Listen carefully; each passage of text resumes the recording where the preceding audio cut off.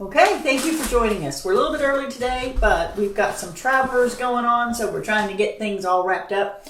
We're going to have a good lesson today, I hope. We are in Judges. We are in chapter 6. We've been coming through this book now for about, 3 or 4 weeks? At least 6. At least, well, no. Because we're on chapter 6. Okay, well, 6. We missed some. Okay.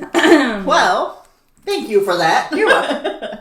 We have come to the conclusion already before we get to chapter 6 that one of the main hallmarks of the book of Judges is that God uses whoever, whenever, however, whatever he wants to do to get the children of Israel through this time period. There is no king. He raises up judges. They have that cycle of apostasy, as we've called it before, where they do really good and then they do really bad, and then they go into captivity, and then he calls out somebody to come and get them free, and they get free, and they rejoice, and they're happy, and then they do good, and it just keeps going around in a circle. Kind of like our lives. We do the same thing. So, do you anything you want to add to that before we get going?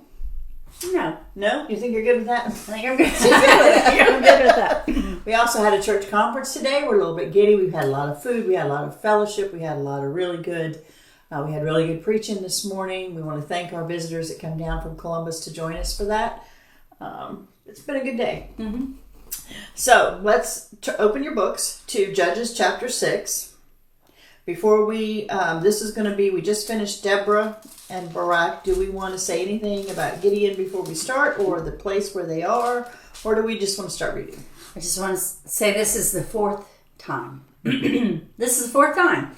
And there have been periods of 80 years and 40 years and 40 years, right? Mm-hmm. Where that they did what they were supposed to do relatively. And this is the 4th time since Joshua's death that they've fallen away in a huge generational way.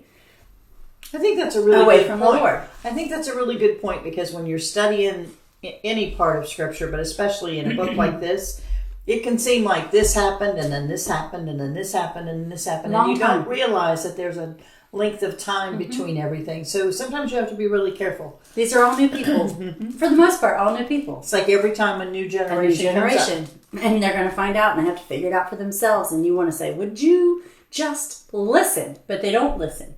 They've got to figure it out for themselves. Again. Yes, and it happens. I don't know why this is so personal to me, but it is just true that God doesn't age. God is not old and tired. God is not less than able of meeting people in their generation. He will be just as faithful tomorrow as he has been in the past and as he is right now. And if people want to seek him and know him, he can be known. Sometimes I think it's people. I think sometimes it's the people that make it harder for us to find hide it. Right? It's the people that make God it harder. God wants to be known. He does, and he wants to. It's his. I love that phrase. It's his good pleasure to give us the kingdom. He wants us to enjoy that. He wants us to enjoy things. So that is a good point too, considering that sometimes we have clashes about that. How do we tell the next generation? And that's kind of the second piece of the takeaway that we've already had with these first 5 books has been, when that new generation comes up, why do they have to go through everything the hard way? Have you ever thought about the fact that sometimes we see this from the people's point of view, right? But have you ever thought about the fact that we serve a God who allows himself to be examined and put through the paces? Mm-hmm. And he doesn't care that you question. If you actually get even a glimpse of who he is compared to us, and how very little it is appropriate for him to do anything we ask. Does that make sense? I don't know how to say that the right way. Mm-hmm. We're talking about the creator and sustainer of all things. Mm-hmm. And how he compared to us. There is no comparison. There's no reason for him to do what we ask. And yet, as these generations of the earth continue, time after time, we say, prove yourself to us. Show yourself to us. And it's not new. And we say, Lord, if you can. Lord, if you're willing, right? And he goes, I'm willing. Okay. It's almost like you have a little child playing with a dad, having a tea party. That comes back to me a lot, that illustration. But it's like you're telling them the rules and you're serving them the fake tea and telling them what to do, and he's allowing it. Mm-hmm. He doesn't have to allow it. You're acting like you have it all figured out and you're the host, but he's allowing you to examine him, to get to know him generation after generation after generation, like children, because he's a good father. And the other piece of that, just to point out the obvious, is it is a generation. I mean, think how long this has been going on. 6,000 years almost, where he's been trying to tell people who he is, and he shares some of that in his word, who he is, how he is. But also think about it in your individual life. Sometimes we get stuck.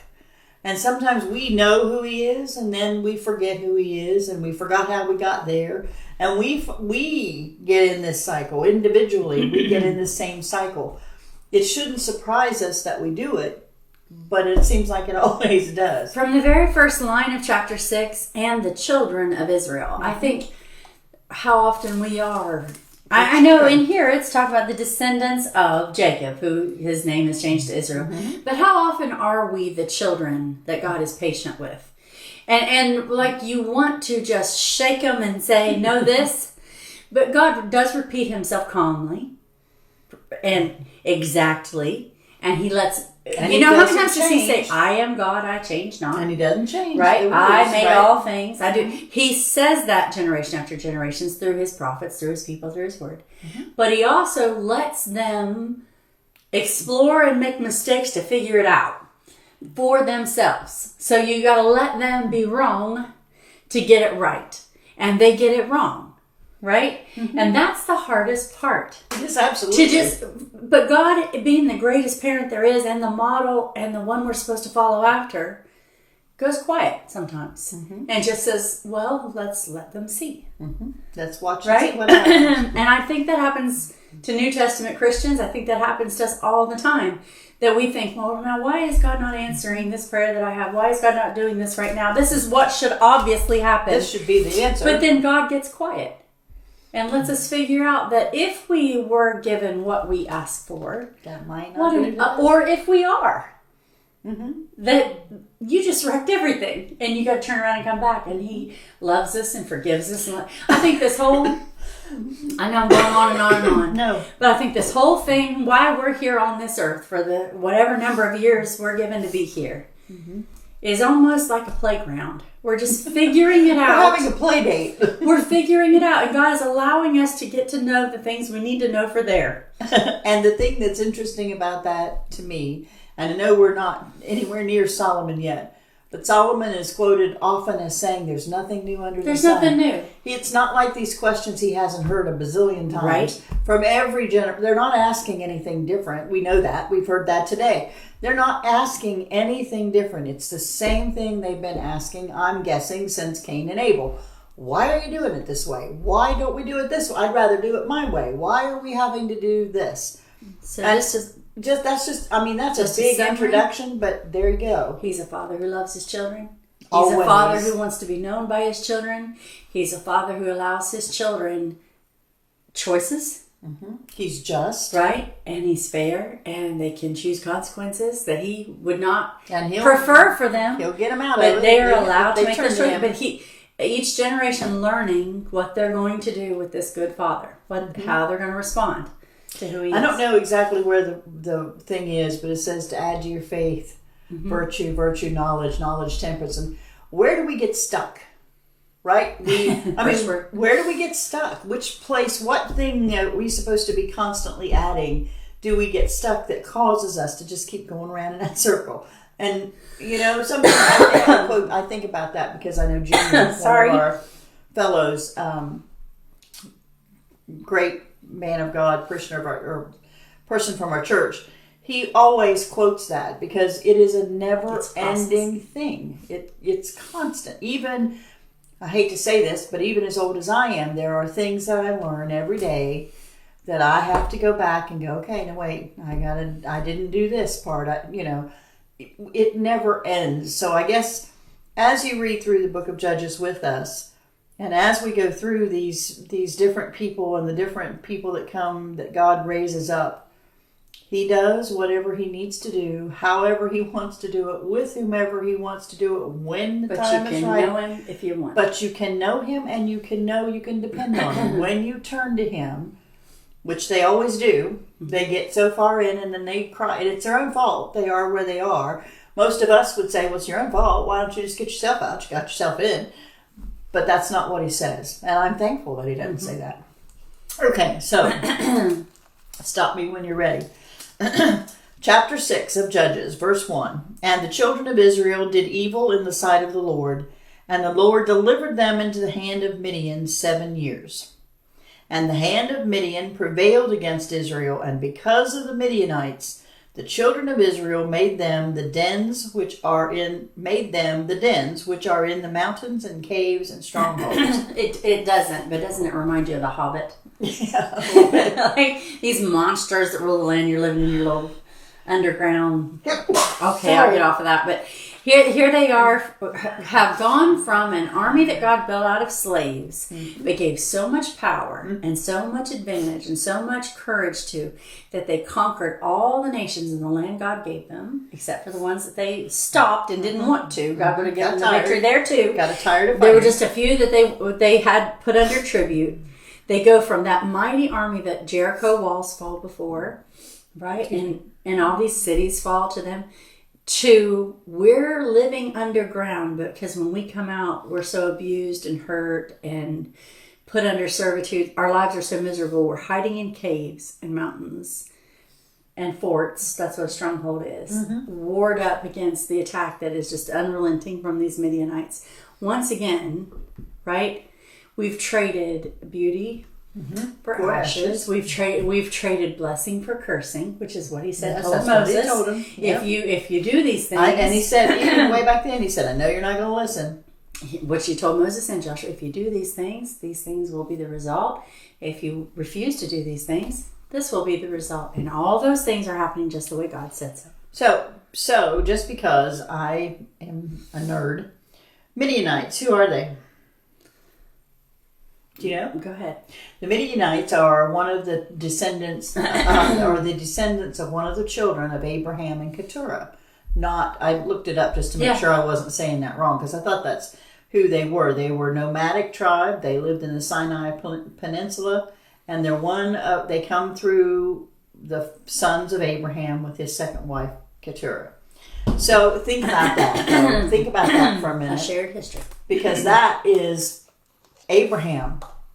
When the Israelites say Abraham is our father, the Midianites can say Israelites are our father too. Sure. Right?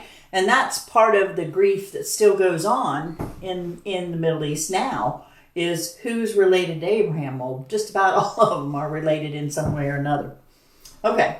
So they're in the caves, they're hiding, and there's a reason that they're hiding. So verse 3.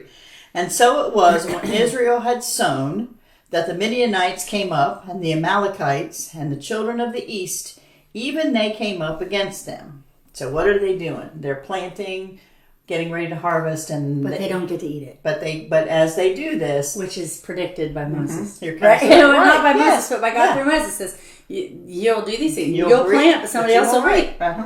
Right. Verse 4. So keep in mind that the Midianites, the Amalekites, and the children of the east, I think that's an interesting little phrase, they came up against them, and they encamped against them and destroyed the increase of the earth till thou come unto Gaza, and left no sustenance for Israel, neither sheep, nor ox, nor ass. So not only are you hiding, you're starving to death. And You're doing all the work to eat, but when it's time to eat it, they come and get it. Can't you just see their faces when they're about ready to get their food in and someone comes and takes it all? right? Yeah. And you're doing this for how many years? 7 years? That when it's time for you to have a harvest, everything's stolen from you except just what might remain on the edges to keep you alive. Just imagine how hard their life was like for those 7 years. And how you're in those caves trying to stay hidden, so if they don't know where it is, they can't come get it, but they're still going to come. With the last group that we were in battle with, when we talked about Barak and Deborah, we talked about an advancement in technology. They had chariots of iron. They had weapons that Israel didn't have because they weren't allowed to have their weapons and all these. But in this one, we're talking about just being completely and totally outnumbered. and bullied. And bullied. This over there. Bullied is what they Outnumbered are. and bullied. So you went from being the head and now you're the tail. And that was in the day. And that's in the morning, right? But you're also just like there's nobody standing up because there's no way we can win. If we stand up against them, we are so outnumbered. It's going to tell you in a minute about that. We're so outnumbered that there's not a chance for us to get out of this. What are you going to do? I mean, what do you do when the circumstance is... There's no answer. You can't come up with an answer. Well, not only that, but like we've already lost. We're already in the box. It's already a permanent situation because there's so many more of them than there is of us. What are you looking up now? I'm looking up Amalekites because I'm trying to remember exactly who they were. Amalekites. Sorry. It's okay.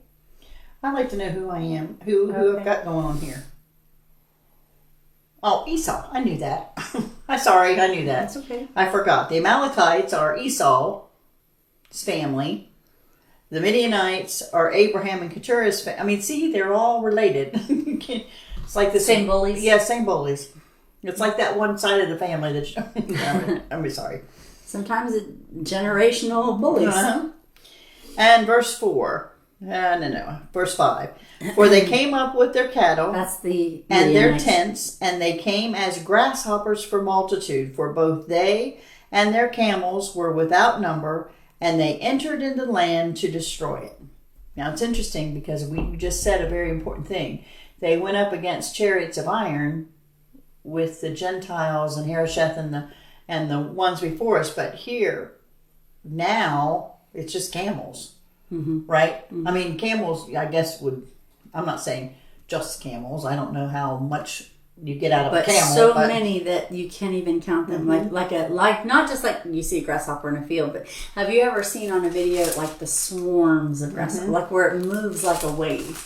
There's so many of them we can't count them. It's so overwhelming, and there's not enough. And it's just like a grasshopper. We're in this situation where there's not enough. There used to be abundance. It's the land of milk and honey, for Pete's sake. Right? That's what it is. Yes, that's what they've been are. given by God. But now there's no milk, there's no honey. And that grasshopper word, there's a devouring of everything they do have. It's kind of more like locusts and grasshoppers. You had abundance. And now you're living in not ever enough.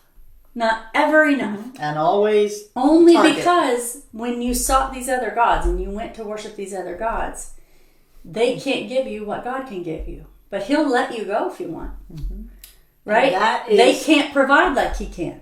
Isn't that kind of the question of the day? What does it really matter what God we serve? This is completely sideways from a Bible lesson. I hope nobody's offended by this. But have you ever seen people who love the Lord and have nothing live in abundance?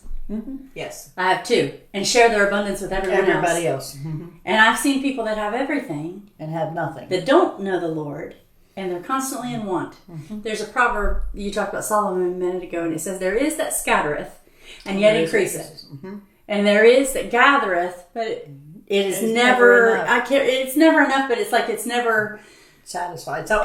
You're never satisfied. So there is something about when God is the center, how it just everything is an abundant and a sharing and a give, and that's not where they are, because when they rejected God, right? It says they did evil in the sight of the Lord. Now He delivered them into the hand of their enemies, and under this enemy and under this false worship that they're doing, this behavior, this God cannot provide what God can provide. So just think about that, though. In the last verse of the last chapter, it's been 40 years.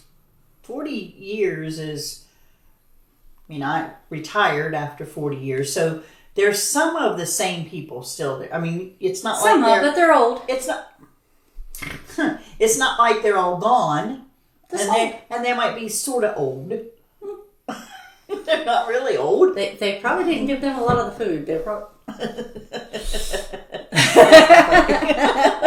That is not. Oh, sorry.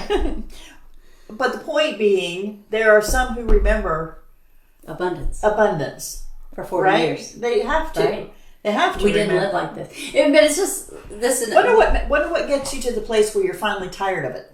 Right, 7 years. You just think about like if COVID had been as intense as it was at first for 7 years. Oh my gosh. And how much our world changed when that happened. That, like, this generation of teenagers, young people, the way things work in this country is what they think is normal. And I'm always saying, you don't know, though, because when you were really little, this happened, yeah. This is what it was like to go to the store. This is what the restaurants were that we could have in town. This is what we were able to buy gas for. But even, right? And then they go, that doesn't even seem like it could be real. And I'm like, but it was real.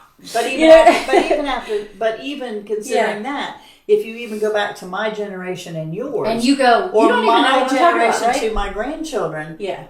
Oh my gosh! I mean, we didn't have computers, or we didn't have the cell phone. We didn't have the things that they just grow up on, and they take it. They take it like this is how it's always been. So I guess, which is in 1 Peter chapter 3.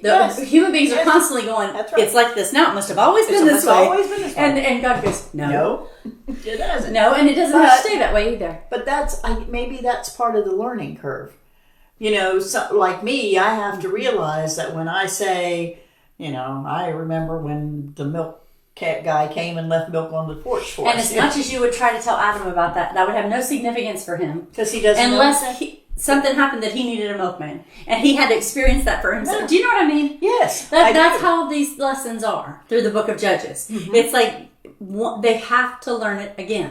Because it doesn't fit what they're going through right now. Right. But he does. Right. But they don't see it. Right? That's true. Until he proves himself again. And I think we should remember that when we're studying this, there is that hindsight. Sure. That they should know, right? Right? Because I've read this. They should know. Because sometimes I read these stories and think, gee, why would you do that again? But it's a different thing. It's a whole nother thing. Where it's a whole nother generation. And we as a church need to remember that.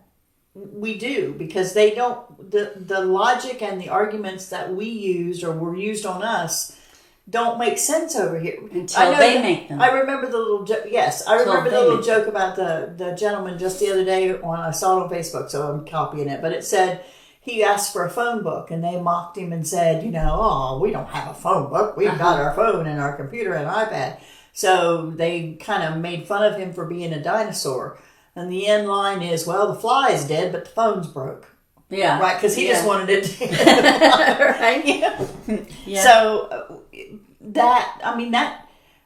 I think the older generation, myself especially, has to have some patience with these new ones because they don't get it. Just apply to us. Constantly investing, constantly planting, constantly working. Never having the benefit. Mm-hmm. Always having it devoured by the enemy. Know you always would get tired of it. You know that's you where would take 7 years of no matter what I do, I don't come out ahead. Mm-hmm. Right? That's what they're feeling. They were in that. They were evil, entreated by the Midianites very first verse. 7 years. 7 years. It's never enough. And I just think that happens. You can apply that to things in your own life. Mm-hmm. You're like, I keep working at this. Something maybe you haven't given to God, or you haven't prayed about, or you haven't seen what the Bible has to say. But I keep giving this situation to God, and no matter how hard I try, no matter how I try to solve this on my own, I end up further in the hole, in a worse situation than I was before. Mm-hmm. Right? Mm-hmm. And it just seems so desperate, and like you have a need that's so big, and God all along wants to bless his people and wants to be known by his people. He's just waiting. I mean, that's where we are, I think. Mm-hmm. Verse 6. And Israel was greatly impoverished. And I know the Bible doesn't exaggerate. And that's the point. Sometimes when it says those words, we kind of just roll over them. But it's making a point. Or, like in the book of Isaiah where it says, and there was a great famine. Great. Is the only, and then they are eating their children. Or do you know what I mean? Yeah, it's that kind of situation. This was not a small uproar. Not a small. That means so you got to pay attention to bigger those than you can words, imagine. right? That when it's saying this, it's not exaggerating. They were greatly impoverished because of the Midianites, and the children of Israel cried unto the Lord. Finally. After 7 years, they say, "Okay, there's nothing I can do." And we're going to all die if God doesn't interact. And the gods we've been praying to, or following or listening to or being influenced by are not doing anything about this. Mm-hmm. So what if we go back? What if we try it again? What if we go back and try the one Grandpa prayed to, the one in Deborah's song, the one we heard about? What if we try that and just see what happens? Mm-hmm. And God allows himself to be tried. Mm-hmm. That's the gracious thing. He like allows himself to be tried. He could say, you know what? You did it to yourself. You put yourself in this situation. Why should I rescue you again? But that is never the attitude. The attitude is, here I am. Here's the thing. I think personally, this is why it's so hard for human beings, because that's exactly what we'd say. Sure we would. We would say, you did it to yourself. Told you so. I told you not to, but you did it anyway. Told you so. But God doesn't treat us like we treat each other. God's going, yes. Yeah. They turn. They look at me. Yes. Finally. Yeah. I think that's a big point too. I really do. There was a conversation today, and a little bit of it was about, how God does things. God is not afraid for you to bring to him the things you don't understand, the questions that you have, I don't understand this and I don't like it. I have found myself, as I've gotten older, didn't do it so much when I was younger, but I'm getting there when I'm older. I don't want to do that. I don't want to do that, God, but if you are telling me that I need to do this, okay, then I'll do this. There's something about that you don't just get when you're 12 or 20. 50. Or some people don't get it for a long time. You just eventually get to the place where he's not afraid for me to say, I don't like that. Or I don't understand that. Or I wish I don't want to do that. As long as we're in subjection to him. Right? As long as we still do what we're supposed to do. He's not afraid to hear that. Verse 6 is, and the children of Israel cried unto the Lord, and 7 is, and it came to pass. And it came to pass. Right? It's like they turned and they cried, acknowledging their need, and he was just waiting on that. It came to pass when the children of Israel cried unto the Lord because of the Midianites, that the Lord sent a prophet unto the children of Israel. Now there is no name on this prophet. No.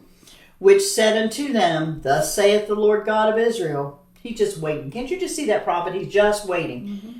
The prophet says, Thus saith the Lord God of Israel, I brought you up from Egypt. I brought you forth out of the house of bondage. And I delivered you out of the hand of the Egyptians and out of the hand of all that oppressed you, and drave them out from before you, and gave you their land. And I said unto you, I am the Lord your God. Fear not the gods of the Amorites, in whose land you dwell, but ye have not obeyed my voice. So the prophet doesn't say, the prophet kind of says, you got yourself in here. I think, now, this is a corrective message. Mm-hmm. This is how we got here. But this is also a message of, and this is where we could be. This is where we could be. That's two things. It's, you messed it up, but God is the one who already solved bigger problems than this one. And just before you forget, I'm the one that did this. I'm the one. I know this is a discussion, and this is a Bible study, but let's pretend it's school, and I'm going to give everybody some homework. Okay. This prophet is a historian of this nation. He's bringing up things that hundreds of years ago happened now. Mm-hmm. And he's saying, here's the faithfulness of God in our family. Mm-hmm. My assignment to everybody watching this today, this podcast or listening to it, is why don't you give your kids a history lesson? Mm-hmm. Tell them how your family came to Christ. Mm-hmm. Tell them how he brought you guys out of. What were the problems that were in your lives before you came to Christ, and how he's blessed you. Give them a lesson. This is what I did this the other day, not even thinking about this lesson, but Emma and I were talking about some certain things, and I'm like, you don't realize where our family line was. Mm-hmm. And then Mickey heard Billy Graham. Mm-hmm. And Mickey heard Billy Graham and went, I believe that. Mm-hmm. Right? And then started asking her sister, and asking her other sister, and asking her mother. And all of us are in the house of God and in the safety of God today because one person changed our family's history. Mm-hmm. Right? They heard the gospel and they responded to it, and look where God took us to know him and love him and have kids that are serving him and following him. And I just think, do that. Yeah. Take a minute and think about sharing that with your family, because what a waste and a loss if you don't. Because what that does, this prophet is doing is building their faith. If God has done this for us before, He can do this for us now. He can. He can. Because He's done it before. He's proven. He's time proven. He's tested. He's never failed. Right? Right. So why don't you take a chance and see if He'll do what and you it ask doesn't him. hurt you. I know you're saying that for the family, but I would say this too, especially I always bring this perspective up for the ones that have been in church a long time. Remind yourself. Remind yourself. What has you know He what? got you Part of through? the power of it is the testimony of it. Even if you do it for yourself, tell someone. Yeah. Tell someone what God has done. And be honest. Look at the times you've cried out in situations that you maybe aren't such a big deal today. Because maybe you believe in God, but you're sitting there listening to this right now and you're thinking, but I don't think He'll do anything to help me. Well, what's He done in the past to help you? Yeah. What did He bring you out before? And why would He not? And why do you think you'll quit now? Right? Why do you think He won't listen now? If we're going to get the younger generation or the next group that follows us, You're going to have to tell your we're going to have to tell them about these things. It's going to have to be more than just some private thing. It's going to have to be the story of your life. And it's going to have to be more than just I stand up in church and say I love it. Yes, I do. Do that. But do that too. Do that. But share it. But share your stories. The stories are important. That's a good point. All right. So then, verse 11, and now look what happens. You notice. I don't want to leave before I say, God didn't have to send a prophet to say that. But He does. But He does, right?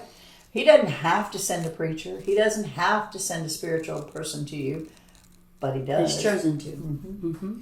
Verse 11, and there came an angel of the Lord and sat under an oak, which was in Ophrah. I'm going to say Ophrah. Ophrah, that pertained to Joash the Abiezrite, and his son Gideon threshed wheat by the winepress to hide it from the Midianites. I don't know about you, but I don't have a clue what an Abiezrite is. I don't know. I was going to look that up too.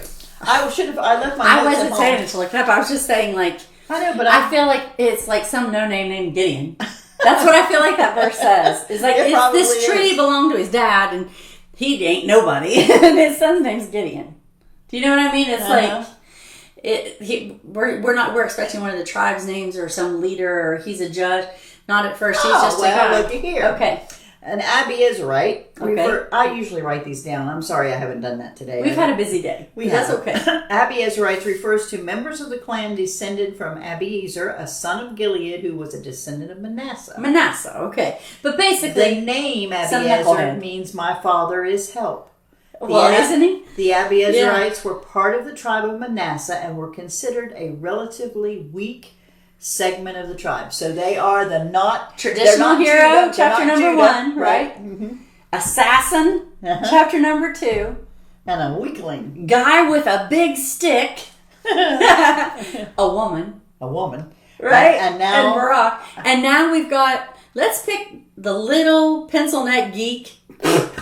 No. Over here under a tree. Who's hiding. Whose dad hiding. He's got a tree. And I mean pencil neck geek with all love and respect. Well, we don't. Again, because we're going to find out some things about Gideon that make us unhappy later on. He's not what happy. I'm saying about Gideon is God can use whoever He wants, however He wants. Because He says it's not that He goes and finds some champion. Later on, we'll read about Samson. He looks like a champion, right? Mm-hmm. But Gideon is just this He's threshing wheat to hide it from the Midianites. He's in the wine press. He's hiding so they don't steal his food. By the wine press. So right? He's hiding so they don't steal his food in a cave. And this is one of my favorite all-time verses in Scripture. It's verse 12. It makes me laugh out loud by myself when I'm reading it. Yeah, I do too. Little weak guy under a tree, little tiny Gideon, hiding from the enemy, and this is how the angel greets him. And the angel of the Lord appeared unto him and said unto him, the Lord is with thee, thou mighty man of valor. And he goes, me? Is there somebody else in this cave? You know he did. Oh, you know he did. Who are you talking to? What's going on? What I'm in the threshing world? wheat because I'm afraid, and you come and say, what? But the angel is not being smart aleck, which is how I read it. That's how I read it, and that's why I laugh out loud. You mighty man of valor. but he's not being that. He's calling it as God sees it. He's speaking the word of the Lord. You are going to be a mighty man of valor. You are going to do this. And he's going to, this process we go through with Gideon is making him know that he's going to have courage in God and faith in God to win this battle. Right? Which would be good for us to remember ourselves, right? We're not going to be able to win these battles on our own. Verse 13. And Gideon, after he says, thy mighty man of valor, says... Gideon gets up off the floor because he fainted. It does not say that. Oh, I thought that was in there. No, it's not in there. And that's funny. And Gideon said unto him, O my Lord. Oh my Lord. Not like that. Oh my Lord. Not like that. Oh my Lord. I'm sorry. No. If the Lord be with us, why then is all this befallen us? And I love where guys be who all question his angels. miracles which our fathers told us of? Listen, He's got a tune with this angel. yeah, he does. Why is all this befallen us? Hey, if you're from God, what's God's problem? And where be all his miracles which our fathers told us of, saying, did not the Lord bring us up from Egypt? But now the Lord hath forsaken us and delivered us into the hands of the Midianites. It's not just the way she's reading it. That is mouthy. It is mouthy. The prophet just said, you did this to yourself. Right? Yep. His response to the angel is, what's God's problem? And why would you come talk to me? If God is real, why isn't he taking care of this business? Why is he allowing this to happen? And is that a new question? Never. It is not a new question. Never. It's been the question since the beginning of time. What's God's problem? Why don't he do what he's supposed to do? Why would he make that tree if I'm not allowed to eat it? Yeah. Why would he do that? Why don't he get rid of Right? Satan instead of all the people? Right. I see that so Why much. does God allow people to go to hell? Yeah. Why do good things happen to bad... Well, that's the wrong Why question. do bad things happen to good people? Yeah. And if we're It's really the God's right people question. and he really did deliver us from all that stuff, because he hasn't What's seen his it, problem? right? He's talking about the stories. I he's don't heard. know. I've never seen an angel, but I can't imagine arguing back like that. Can you? No. And that God picks Gideon. That's grace. That's amazing grace. That's what that is. Gideon, I'm going to do this with you. Watch. You don't do what you're supposed to do. Why should I do what you want me to do? If the Lord did those Test things. me.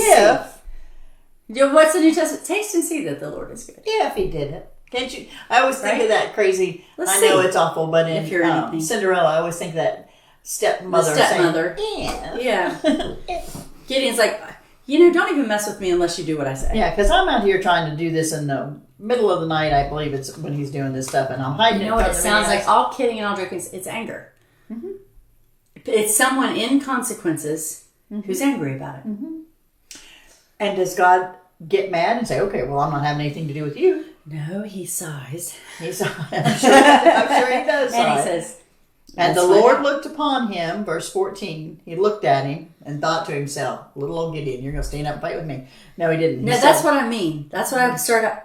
That God allows this. the Lord And the looked Lord looks upon at him and said, and remember that it says, and He the could have Lord, struck him dead right there. the Lord Because he's said, accusing God of not doing what he's supposed to do. Exactly. Right? The Lord looked upon. See, we call that blasphemy, right? Sure. We call that being blasphemous. Where is how this dare Lord? you? Right? Yeah. How dare you? Yeah. But that's the part I want to stress. There's a limit to that. But God says, but "Look at God me, I'm about is to show not. He is not unable to handle Scrutiny. sincere. I don't He understand allows what's going on. himself to be examined. I think that's the best way to say it. And Jesus did that in Pilate's hall. And he And did in it front on of the Herod, cross. he allowed himself, but the scribes and Pharisees, we just went through all the Easter lessons you had in your churches, I'm sure, that he allows himself to be examined by these scribes and Pharisees and Sadducees, and they ask him questions, and he doesn't have to answer their questions. He has nothing to prove. He's got power they don't have. He's got He ability could they don't call have. He has angels. all authority, Right. but he allows himself to be examined. God does that. If you want to know, all you got to You do is can ask know. him. You got to ask him. right? And verse 14, and the Lord looked upon him and said, go in this thy might, and thou shalt save Israel from the hand of the Midianites. Have I not sent thee? Can you imagine? I'm sending you. And he said unto him, O my Lord, wherewith shall I save Israel? You're going to send me? With that question is with what? Yeah. Because he just said, "Go in this thy might," and Gideon He's goes, stretching "With weak. what? With what? Right. With what? Do you want me to go? I have nothing." My family is poor, and my family is poor in Manasseh, and I am the least in my father's house. Who else I would don't he have pick? anything to fight Midian with. Who would he fight? Who else would God pick? Of course, that's who he picks. Who But else would he you pick? get Gideon's question. He's like, I don't have one thing to But now, do with this we that can't- you want me to but do. we can't leave this No. for just a second because I'm guilty of this too. I'm can't. not smart enough to do that. I can't. Why would God have me do this? Moses. That can't be what you're asking me to do, God, because I don't have the ability. I'm not smart That's enough to do unreasonable. that. Or you want me to do that? Well, I'm not a leader. Or you want me to, You're just a dumb old girl. Haven't you? No, haven't I know, you I'm heard serious. People say Yeah, that. yeah. Have you, people who have been called to do certain things in church work, and they'll say, "Well, I can't do that," but He called you. He told you I to have do called this. you. He said, "Well, how am I going to do this? I'm the least." Wherewith? With what? Is what he's saying. With what? You want me to do this? What? I don't mean to laugh at This Gideon. grain over here. You want me to throw the grain out? What do you want me to? What do you want me to do? I'm so sorry that I'm laughing at poor Gideon. It's a great question. With what? And I'm sure we would all be asking that question. Yes. Verse 16. If we could speak in front of an angel, which apparently he has found the ability to do. Yeah, because we might 16. not. That's right. We might be a little smart. And the Lord said unto him, Here's the answer to with what? surely I will be with thee. And With thou what? shalt smite With the me. Midianites as one man. So, okay. This is what you need to do it. What? Me, dummy. God's answer is me. You don't have anything but me. Yeah. So it better be me. Better be me. You don't have one blessed thing to fight with, so it better be me. Right? Yes. The one talking to you. Hello. Hello. I'm sorry. It better You be know me. what? Sometimes it is just kind It's of... enjoyable because you think Gideon's going. It goes like, hello. I said unto him, surely I will be with thee. Let's do 16 again. Yeah. Just because this is a really big point. Yeah. And the it's Lord huge. said unto him, surely I will be with thee. thee. And thou shalt smite the Midianites as one man. Remember, they're grasshoppers. There's so many I can't count them. They're like waves. And They they're real take good with everything animals. that we have. They're bullies. They're everywhere. But we're gonna beat them as if there's one guy standing there, and you're going to hand combat with just him. How are you going to do that? Because it's not Gideon against the Midianites. It's It's God against the Midianites, and He is going to use Gideon to fight man to man. Right? Yes. And we're going to win. And how much better would we be if What did we He would say to remember- Moses? I keep going back to that passage. He said, if you're doing what I'd have you do, one will chase 1,000. Right? That's what He promised. Yeah. That's what he And said. He said to them, when you go into the promised land, you'll eat the grapes you didn't plant, and you'll take the honey you didn't prepare that for. You're just going to walk in and it's You'll going to live be in yours, houses you right? didn't build. And so it's the opposite of everything they're experiencing right now, following the wrong way. God is saying, hey, remember that promise I made? Way back when? I'll keep it. Wouldn't our lives be different, or would our lives be different if we would just remember that it's He'll not keep in it. ourselves, it's through It's Christ that we have all the things that we have. Right? Yeah. We would be we would have It's not your much power. better. It's not your grain, your little grain you're hiding in a cave. It's me you need. Right? Or the wine in the wine press, or whatever. I'm sorry. Verse 17, and he said unto him, if now I have found grace in thy sight, then show me a sign. How about that I thou just talkest done with told me. you? Here's your sign. There's an angel speaking with you, and I said, no, he said, instead of that, I'm not sure about it yet. Let's have a test. Let's put God's Bless his word to heart. the test. Poor Gideon. Put God's word to the test. and see Depart that it's not, right. verse 18, depart not hence, I pray thee, until I come unto thee, and bring forth my present, and set it before thee. And he said, I will tarry until thou come again. And Gideon Imagine went in. saying to an angel, stay right Stay there. right there. Gideon says, Wait till I get back. don't move. That's what he's I must saying. be really tired because everything is hilarious to me. Gideon says, hang on, I'll be right back. Just stay right there. Right. I love this guy.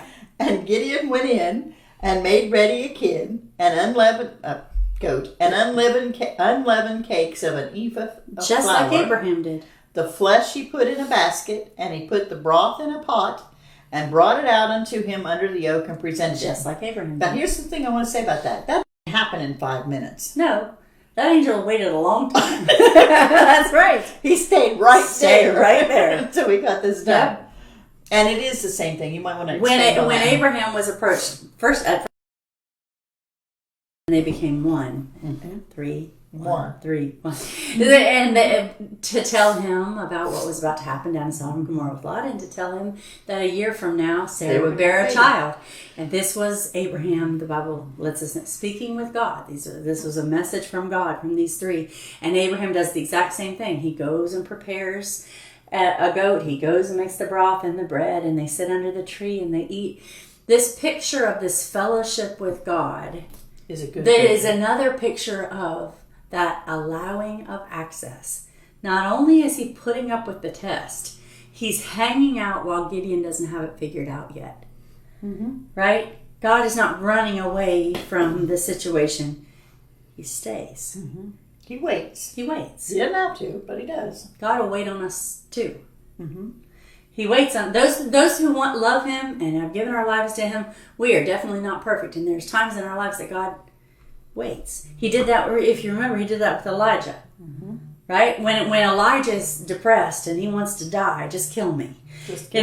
God wait. He lets him sleep. There's an angel that comes, but he lets him sleep so long, and then he taps him and gives him something to eat, and gives him a drink of water, and lets him sleep some more. He waits, and then he says, now get up. Because it's time to go. Get up. And that's what he's going to do with Gideon. There's this, God is allowing this time. Now, had Gideon went to his house and said... Never came back. And said, I don't know. Yeah. I don't want to do that. I don't think the outcome would have been the same at all. Gideon is not committed at this point. He doesn't even really know what he's doing. He's not saying he's going to do it. He's just saying, can we hang out a minute? Mm-hmm. Let's spend some more time here. And the last thing we give ourselves or other people around us that are struggling is why time. Why does he say bring him as present? Yeah. Why does Gideon feel like he has to bring him? Unless this is a picture of what Abraham did as an offering. There's also an offering involved, the present, right? A sacrifice. He says, let me give you this as a present. As a present. Okay, ready? Verse 20. And the angel of the Lord, the angel of God said unto him, take the flesh. Angel of God, by the way. Mm-hmm. Take the flesh and the unleavened cakes and lay them upon this rock and pour out the broth. And he did so. And the angel just made that broth. And the angel, and he pours it on the rock, right? He does. And the angel of the Lord put forth the end of his staff that was in his hand and touched the flesh and the unleavened cakes. And there rose up fire out of the rock and consumed the flesh and the unleavened cakes. Then the angel of the Lord departed out of his sight. That also had with Abraham. I told you this is a history lesson. Mm-hmm. It is. God had Abraham up out in the field, and he puts all the gifts, the sacrifices out in a line. He doesn't bring the fire because he's not supposed to by this command of God. It gets dark. He falls asleep. He wakes up in the middle of the darkness, and here comes the fire. It consumes all those sacrifices. Happened with Elijah, right? Mm-hmm. Later. But isn't that what Gideon asked for? Yeah. Gideon said, no. Well, he also said, if the Lord's with us, then where's all these miracles that happened to our fathers that they told us about? And it's exactly what he did for Abraham. And it's the same for the fathers. Mm-hmm. It's the same thing that he not does only here. The same thing for the fathers. Mm-hmm. That I'm the same God that was with Abraham and Isaac and Jacob and Moses and you. And that story that you heard is true. And this is the angel of God who answers by fire, by the way. Who answers by fire. I'm not saying nothing. I'm just saying he answers by fire. Mm-hmm. He does. And he hangs out. And he hangs out. And we have all kinds of fire and smoke at the tent and the tabernacle. And we have a consuming fire. Our God is a consuming fire. Mm-hmm. You know what? Do you want to know me? All you got to do is That's what he's doing. Do you want to know me? You want to see me? Mm-hmm. And where is this God? And I think it's important. I know I've said it twice, but I think it's important. It didn't change the stories. It's not a new thing. It's the same thing he did for Abraham and Moses. Hasn't aged. Because God says, the nation because he's the same. Mm-hmm. And when he shows him that he could have done something completely different, but he didn't. He did the same thing he did back then that the stories it should look familiar to Gideon. Mm-hmm. He should go, oh, so that's what they did for my fathers. That's what I heard about. Right? Verse 22, and when Gideon perceived that he was an angel of the Lord, Gideon said, Alas, O Lord God, For because I have seen an angel of the Lord face to face. And the Lord said unto him, Peace be unto thee, fear not, thou shalt not die. Then Gideon built an altar there unto the Lord, and called it Jehovah Shalom. God of peace. Unto this day it is yet in Ophrah of the Abiezrites. He called it God is peace. God, I'm hiding, I'm shivering, I'm cowering from the enemy. But hanging out with God, I found out that in that place of fear, God is a God of peace. But I am a man of great valor, don't forget. Yeah. Because the angel said so. Because the angel said so. Verse 25, And it came to pass the same night that the Lord said unto him, Take thy father's young bullock, even the second bullock of 7 years old, and throw down the altar of Baal that thy father hath, and cut down the grove that is by it. He's not even a believer. Not yet. He knows something of what you bring to an angel when he meets you in a field under a tree. Yeah, because he took his But he's got his household has an altar to Baal. Mm-hmm. Imagine that. And it's his father's house. Do you know that God called Abraham out of Ur of the Chaldees? Said, I'll show you. Mm-hmm. Right? Mm-hmm. Same thing. You wouldn't think he'd even go to Gideon, right? Because they have Baal. There is not one qualifying matter in Gideon's life that says you should be a champion. A man of valor. No. Right? But God said he can. Mm-hmm. So, take the bull, even the second bullock of 7 years old, throw down the altar of Baal that your father has, and cut down the grove that is by it. And build an altar unto the Lord thy God. Okay? Right? Keep going. Verse 26. When you do all that, then build an altar unto the Lord thy God upon the top of this rock, in the ordered place, and take the second bullock and offer a burnt sacrifice with the wood of the grove which thou hast cut down. Okay. Why not take this to the tabernacle? Mm-hmm. Or, where is it? Where is the tabernacle? Mm-hmm. Where are the priests? Where are the priests? Where are the things that are supposed to be going on that God commanded Moses they're supposed to do? Mm-hmm. He said, okay, let's start at the beginning. Before there was ever a priest in the tabernacle, there was Abraham building an altar. Mm-hmm. Right? There was God of Bethel that meets you on the rock that Jacob slept on. And when he tells you what to do, then you do what he says. He's the God of every place everywhere. I can hear people saying, well, he can't do that. Yes, He's not a priest. He's not supposed. No. God would never use a man like that. Yes, he did. He told him himself what to do. Yeah. You can't say God won't because he told him what to do, right? Yeah. So I'm going to go, brave little Gideon is going to go tear down the altar of Baal and the grove that's beside it. And he's going to build an altar on the rock where that sacrifice was just taken up. And he's going to use the wood from what he tore down and from the field to use it, to make it. Poor little Gideon. Then, verse 27, Then Gideon took 10 men of his servants, and did as the Lord had said unto him. And so it was. Yeah, wait. I missed the whole thing you just said about they're going to use the same wood. Where's that? Offer a burnt sacrifice with the wood of the grove which thou shalt Of the grove. Yeah. Not of... The grove. I meant the grove. Yeah, that false thing's gone. Yes. Go build a new altar. Right. Okay. With the wood. All right. Okay. And Gideon took 10 men of his servants and did as the Lord had said unto him. And so it was, because he feared his father's household and the men of the city, that he could not do it by day, that he did it by night. Bless his heart. Don't you love him? And so what do you got to say about that? I can so relate. And when the men of the city arose early in the morning, behold, the altar of Baal was cast down, and the grove was cut down that was by it, and the second bullock was offered upon the altar that was built. And they said one to another, Who has done this thing? And when they inquired and asked, they said, Gideon, the son of Joash, has done this thing. And the men of the city said unto Joash, Bring out thy son, that he may die. Now remember. So not only does he have an enemy greater than grasshoppers all over the world. grasshoppers on the earth, the swarm of grasshoppers. Now his own people don't like him. Because they are worshiping the wrong God. So what you want me to do, God, is to fight against this enemy with people who want to kill me. Well, that tells you, 40 years later from Sisera passing away, that tells you how bad the nation of Israel is. And if anybody is listening and they've been living in that unrepentant generation, and they've been living in that lack instead of abundance, and they know who God is, but they're not worshiping God, and they're not where they're supposed to be, sometimes the people in your own household are going to be the people you have to fight first before you fight the enemy, because they're going to say, you can't do that, you can't change this. What are you saying about us when you say something's wrong with our situation? What are you saying about this? Gideon's first lesson is, you don't have to be popular to be used by God. You got to follow him. And it may be that they come with you, and it may be that they don't. But either way, you and God are a majority. We're going to fight him as if one man, right? We're going to fight this huge if it's just you and me, Gideon, we win.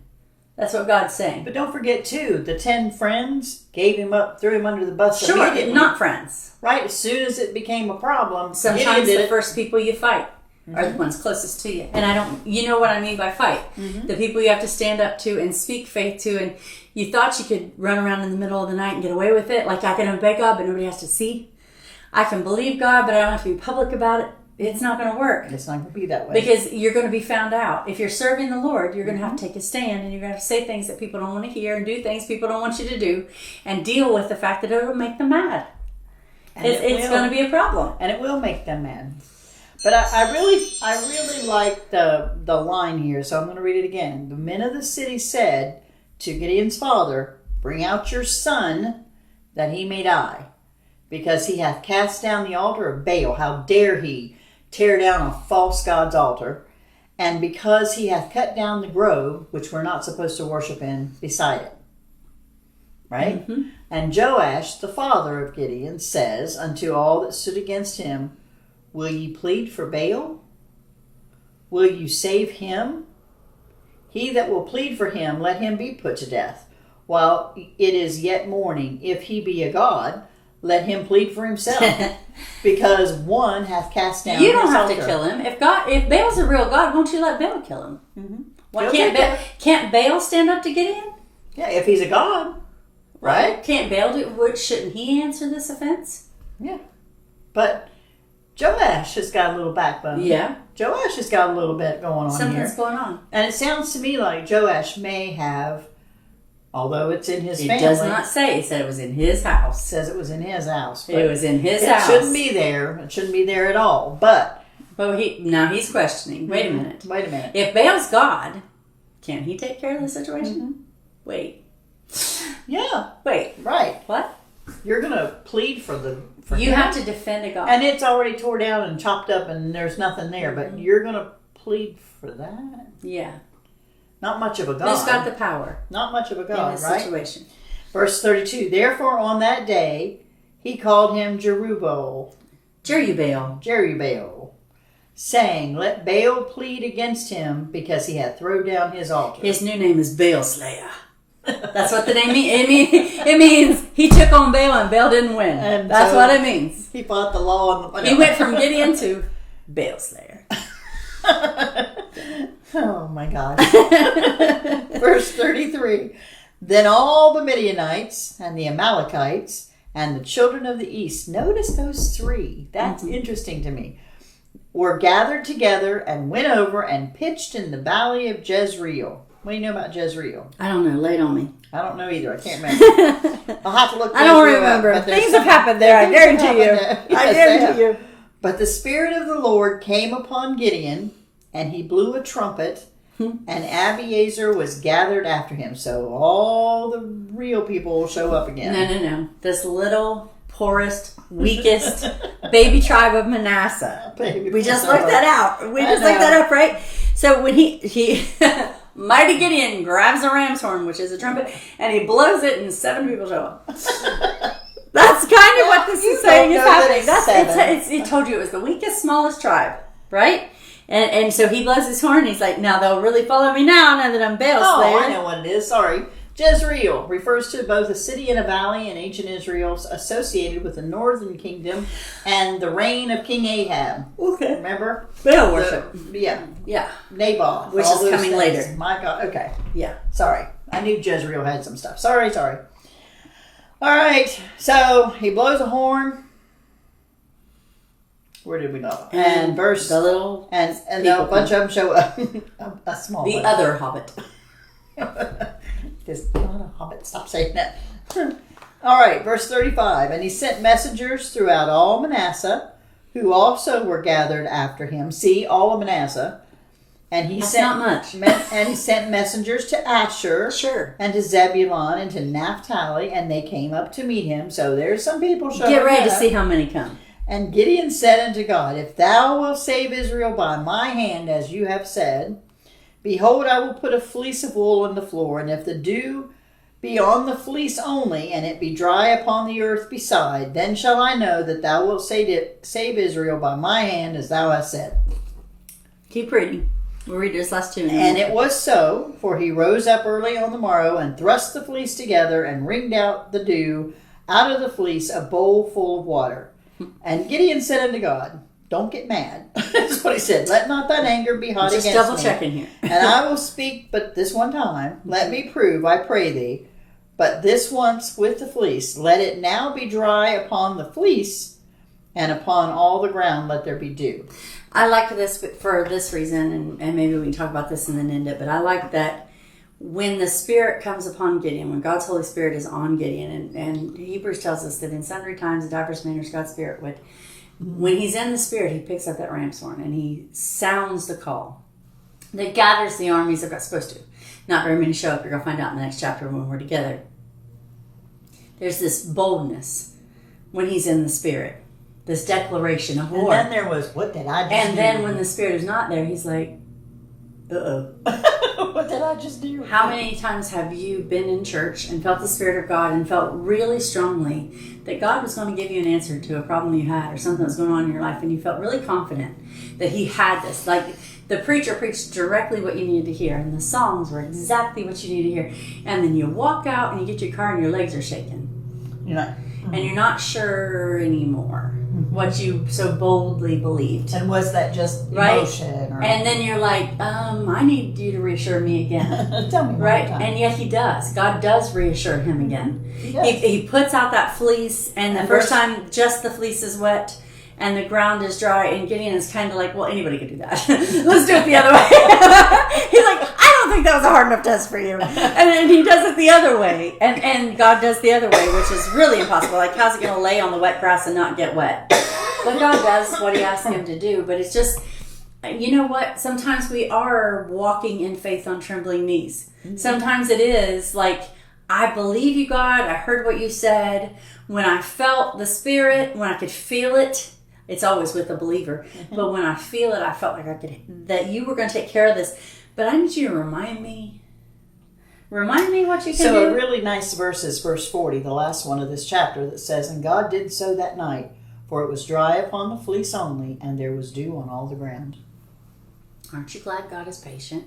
Aren't you glad he's merciful? Aren't you glad he allows himself to be examined and tested? He owes you none of that. He's not afraid of your questions. He owes you none of that. He owes you none of the time to figure out if he's right. Mm-hmm.